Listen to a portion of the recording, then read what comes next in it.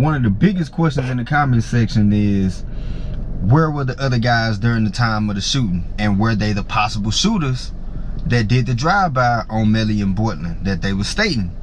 So Fetty Fargo, he takes the stand against Melly yesterday on the state's behalf as a witness. And he states that he just got into the car leaving the studio, and the destination was they were heading to Melly's house. And he got in, fell asleep, didn't see which route they were taking. He just woke up when they end up stopping, and they was at the gate of Melly and them house. Now you can see on the timestamp of them leaving Melly's house, leaving the studio of the departure around 3:19 a.m. Now the bodies are reported to be at the hospital when Portland dropped them off around 4:30, 4:35-ish. So my question was, what made Melly and them deter to go a different direction than what y'all was going if y'all were all going to the same destination? And if they made another stop or did anything else, I believe that the cell phone data would have showed them making an extra stop other than y'all traveling I-95 south, going south on the freeway.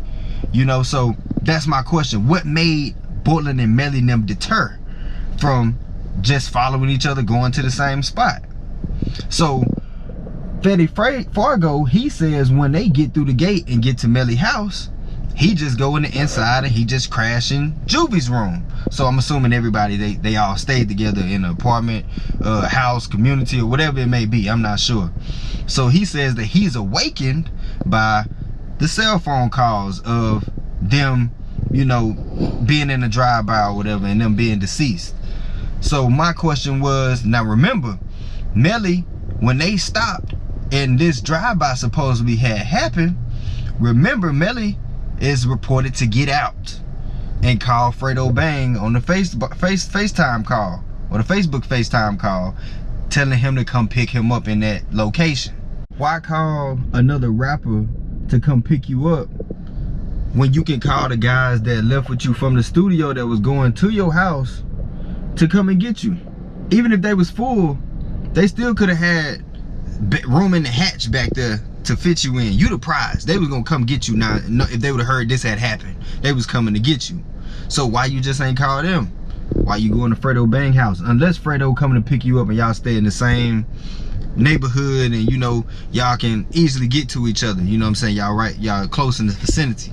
So Fetty Fargo, he states that the next time he sees Melly from the studio is at Fredo Bang's house, and he's in a different change of clothes. He identified that. He said he was in some shorts.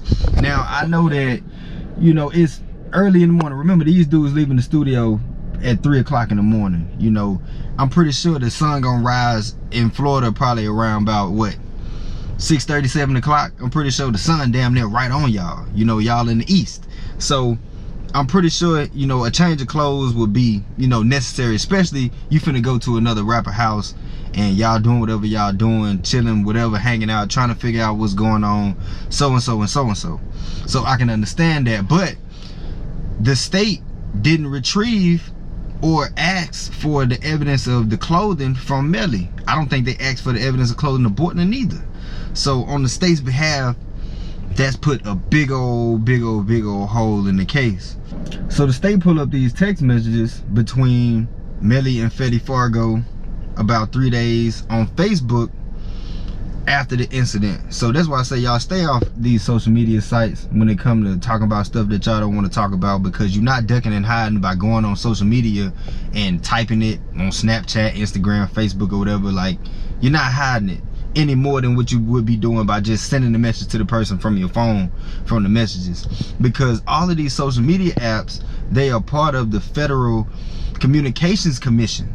So anytime the feds want to come and get this, or the state want to come and get this, or any law enforcement want to get your information from social media, they gonna get it. So you got in these first three threads, you see that Fetty is basically talking to himself until Melly starts to reply, and he said, "I ain't believe shit but what you tell me, nigga. Just these crackers got everybody mind wondering, do you not know what the fuck they saying? Come on now.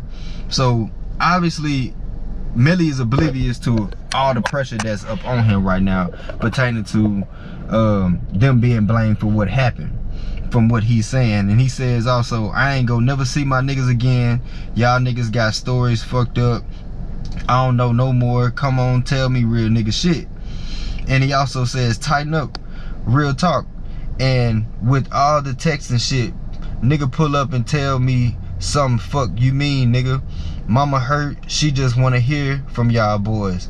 I hope you come. If not, I'm on everybody's ass. I put that on everything, nigga. So Fetty, he ain't bullshitting, he ain't playing. He threatening Melly, like, if you don't tell me what's popping, bro, and what's going on, we're gonna have some issues. Because everything you talking about ain't adding up, and everybody on my head about what's going on. So he says, call me, bruh.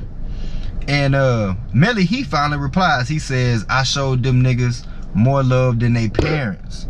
And he comments back again and says, well, he texts back and say, TF for the fuck. And he also says, man, tell them fuck that.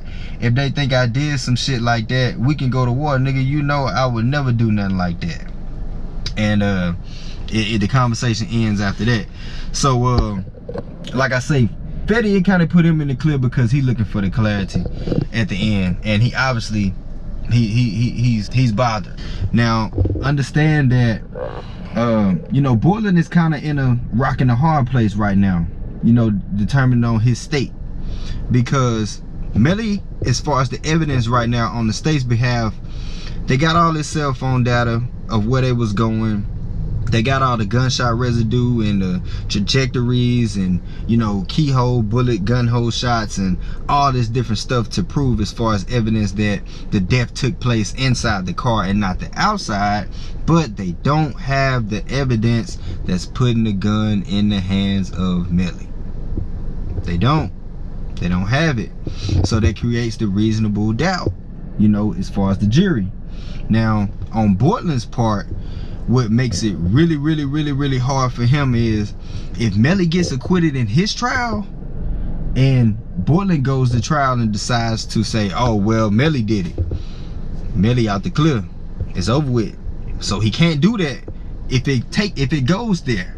So it's gonna get interesting to see if Borland testifies against Melly during Melly's trial, or he gives up information and state who or somebody else or what other factor could have played during this homicide. So y'all stay tuned, we'll stay tuned, man. Make sure you guys let me know what y'all think, and I'll catch y'all on the next one.